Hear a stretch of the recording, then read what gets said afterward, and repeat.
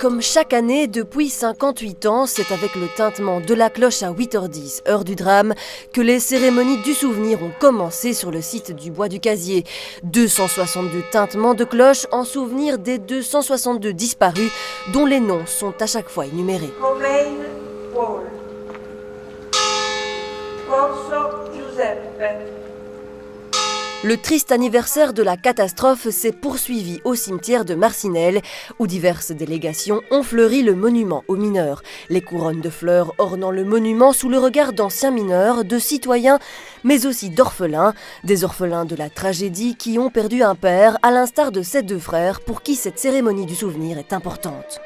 C'est une obligation d'être là, parce qu'on a perdu beaucoup d'amour de nos parents. Moi j'avais 1 an, donc j'étais vraiment tout petit. Mais je suis ici depuis des années parce que mon père est mort à la catastrophe du Casier.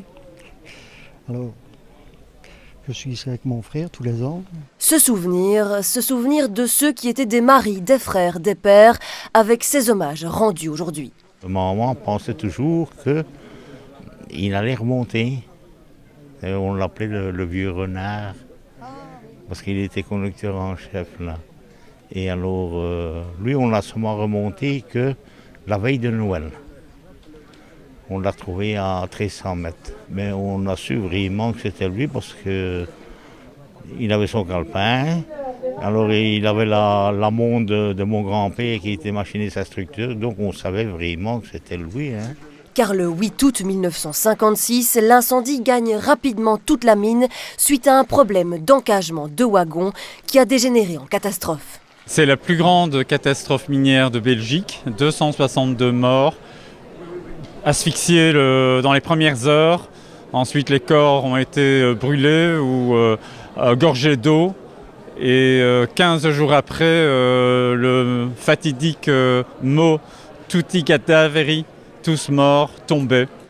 Parmi les victimes, 12 nationalités, 138 Italiens, 95 Belges, mais aussi des Polonais, des Hongrois, des Grecs ou encore des Algériens. Mais ces commémorations, c'est également l'occasion pour certains de retracer une page de vie. Mon père a travaillé à Marcinelle, et il a échappé donc à la catastrophe. Et bon, en fait, moi, je ne l'ai pas connu. Donc ma mère l'a quitté l'année où je suis née, en 1956. Et comme je l'ai connu seulement, il avait 80 ans. Donc je viens voir s'il y a des gens qui l'ont connu. Et je suis très contente parce que le dernier mineur de Marcinelle, donc je lui ai montré la photo. Et donc il se souvient de mon père, quoi. Donc pour moi c'est important. C'est avec cet ancien mineur qu'elle partagera quelques mots, lui qui a échappé à la catastrophe car il se mariait ce jour-là. Moi c'est un grand souvenir. Parce qu'avant j'avais tous les camarades ici, maintenant je n'en ai plus. Et ça vient. Et moi, je l'ai toujours, quand je viens ici, je l'ai toujours devant mes yeux.